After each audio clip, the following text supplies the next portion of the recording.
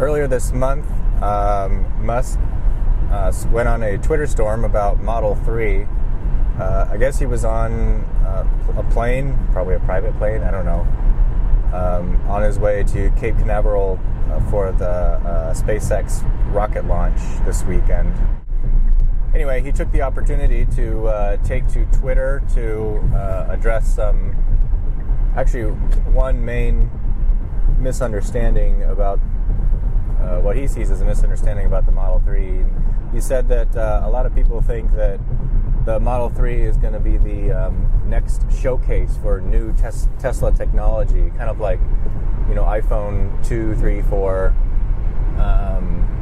And he said, no, that's not the case. Model 3 is basically a toned down Model S. It's not a showcase for new technology for Tesla, and the Model S will still be a more awesome car than the Model 3, even though Model 3 will be awesome. So that's very interesting. I guess, there's so much speculation about Model 3. Of course, you think it's going to have the latest technology, and in a way it will, but I guess he's sort of saying it's not going to be better than Model S. And it's not going to have as many whistles and bells. Like, it's not going to have the auto-presenting door handles. He didn't mention it specifically, but maybe it's not going to have front seats that are as adjustable or electronically adjustable like the Model S does. He also said it's not going to have a HUD, a heads-up display, and it's basically just going to have the one panel that we've already seen with all the information. The caveat is that he's still sort of mum on what the steering wheel situation is going to be. Previously, he said it's going to be like driving a spaceship, and I think that sort of spurred some of these speculation as to like crazy interactive, augmented reality kind of driving experience. Apparently, that's not the case. But we still don't know what he's talking about with this amazing steering wheel situation and that kind of thing. He also said that all-wheel drive is not going to be available at the onset, probably 6 to 9 months after it's being produced. So we're looking at next year sometime for all-wheel drive. That's important for me because if I had one, I would definitely get all-wheel drive because of the climate that I live in. And I'm sure other people, particularly in countries like Norway and such, would be looking at that too. The reason behind it, he said, is they're streamlining options so that they can ramp production as quick as possible, which makes sense considering the size of the order that they have, or the number of orders that they have.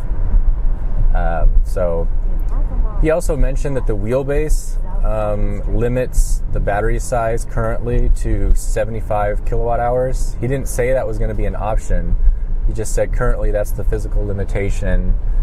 And he also said that's for current pack and cell size. So as batteries become more energy dense, that may change in the future, as with the Model S and the Model X as well.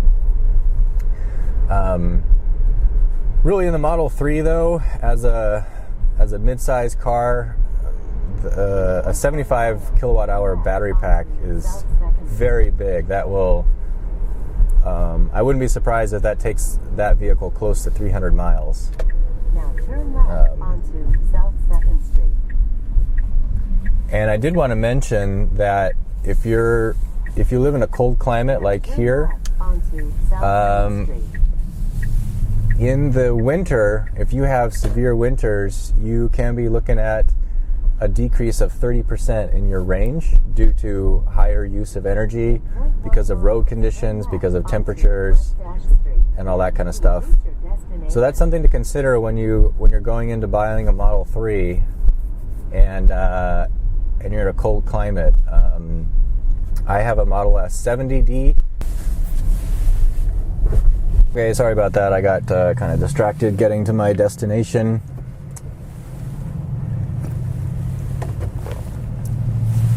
All right, so my vehicle, which is a 70D, is rated at 240, and I lose about 30% of range in the winter. So in the winter, I would really not try to get to a destination. I wouldn't count on having more than about 180 miles is what I find. And you really don't want to run out of electricity on the freeway. So what does that have to do with Model 3? The point is, if you're getting a Model 3 and you live in an area with severe winters, and by that I mean it's like below freezing for most of the winter, snow is routine, that kind of stuff, your energy use is going to be significantly higher and your range will be lower. So if you have the option of upgrading to even, well, who knows like how many upgrade battery options there's going to be, but if there's an incremental one, even just the smallest increase in size in the battery will go a long way towards peace of mind. And maybe it doesn't matter, maybe you just are going to use your Model 3 as like a commute vehicle, a city vehicle, maybe an occasional weekend trip, but never really driving it more than 100 miles. That's, then definitely it's not going to be an issue.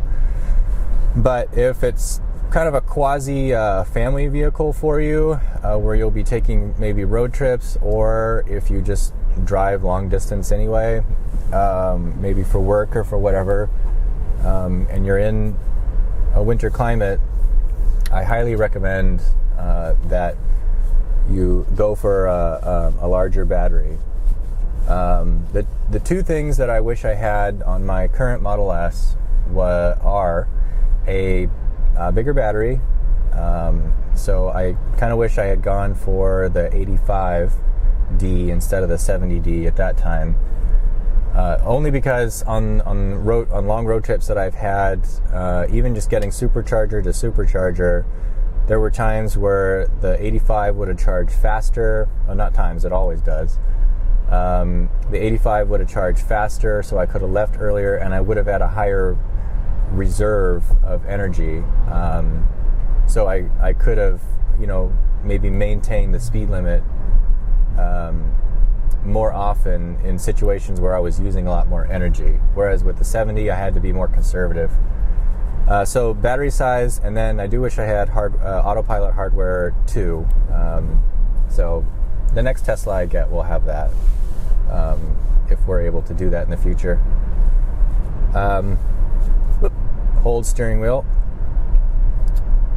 So that's that. Also, significantly, Musk also released this little video on Twitter of them doing an acceleration and a fast stop with what do they call it? Pre-production release, or a release prototype, I think it's called. So when they test the vehicles that they're about to produce, there's an alpha vehicle, which we've already seen, and then beta vehicles, which are closer to production, and then there's like pre-release vehicles that are made on the same production lines as the actual release vehicle. So it's like if there's any changes, you might see them in this vehicle. So the video was taken when it was kind of dark, so it's hard to tell, but of course everybody's trying to analyze the footage and stuff for changes. And I think the front is different than the alpha prototype. I think you can tell that. So the original alpha prototype had like this duckbill where it kind of looked like it was like smushed up like this. But the current one in this video, it looks like the nose tapers down a little bit more. Looks like it has that signature thin Tesla mustache, and then kind of a more normal appearing front nose, similar to the current Model S.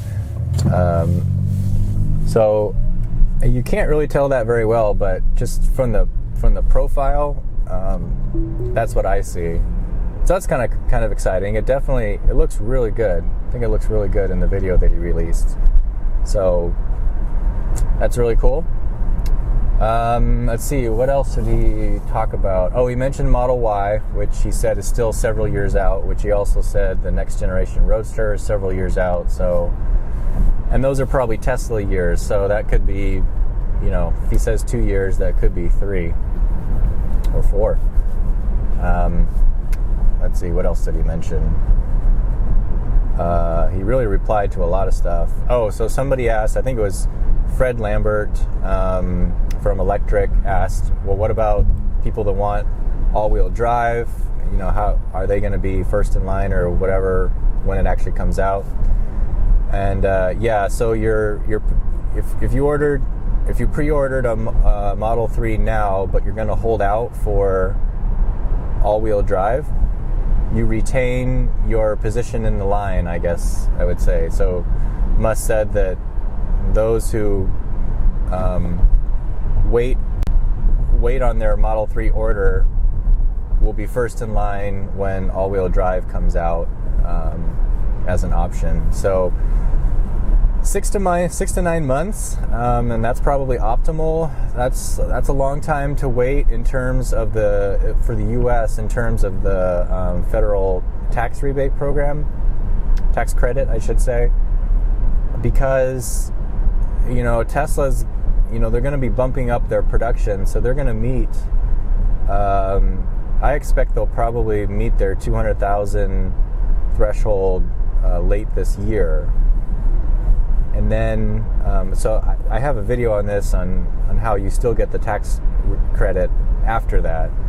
There's a period of time where there's no limit, like a whole quarter, where there's no limit to how many Model 3s can get the tax credit after they meet 200,000.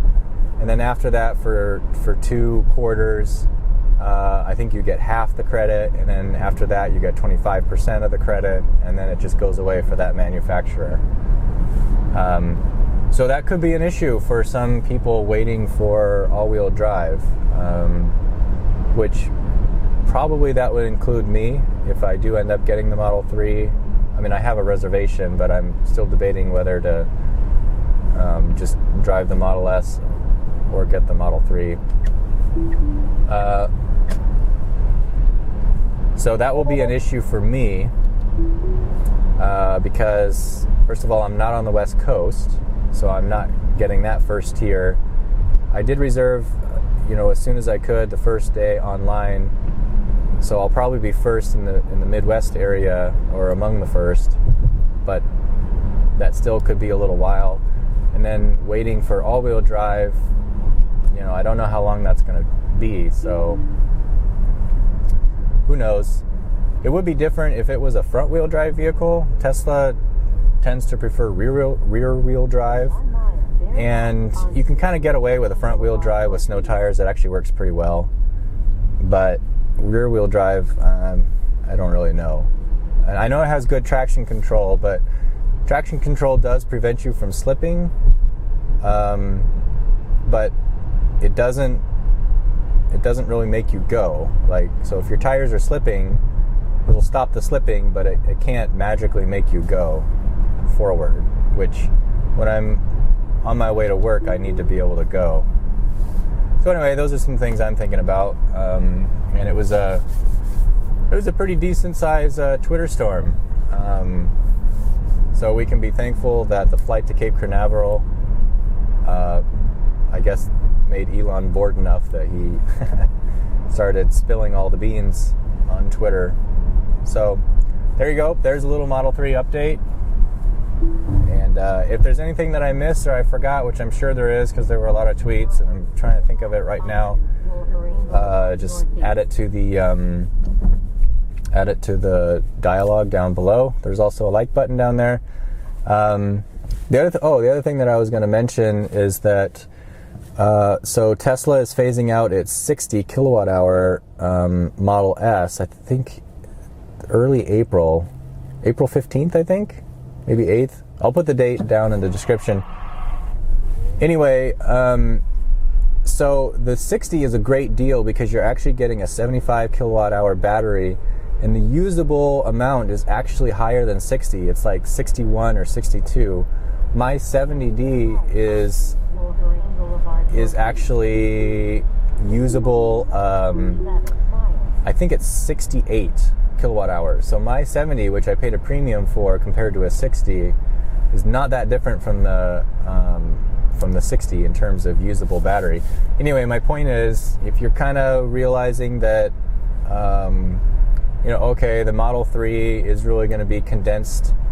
It's going to, from the Model S, it's not going to have the whistles and bells. It's not going to have probably as high a range. And also, if you're trying to get all-wheel drive, it may not have that available in time for the full tax credit anyway. So now is a really good time to consider a Model S 60 before that option goes away. It is very pricey, so I think I can't remember what it starts at, like, is it 68,000 or something like that? I can't remember. Maybe that's for the all-wheel drive. But anyway, if you are considering switching to a Model S from your Model 3 order, my referral link I always keep in the description down there. Feel free to use that. I still have 9 left for this, at least at the time I'm making this video, for use. So yeah, any questions, any comments, feel free to post below, and I'll see you in the next video.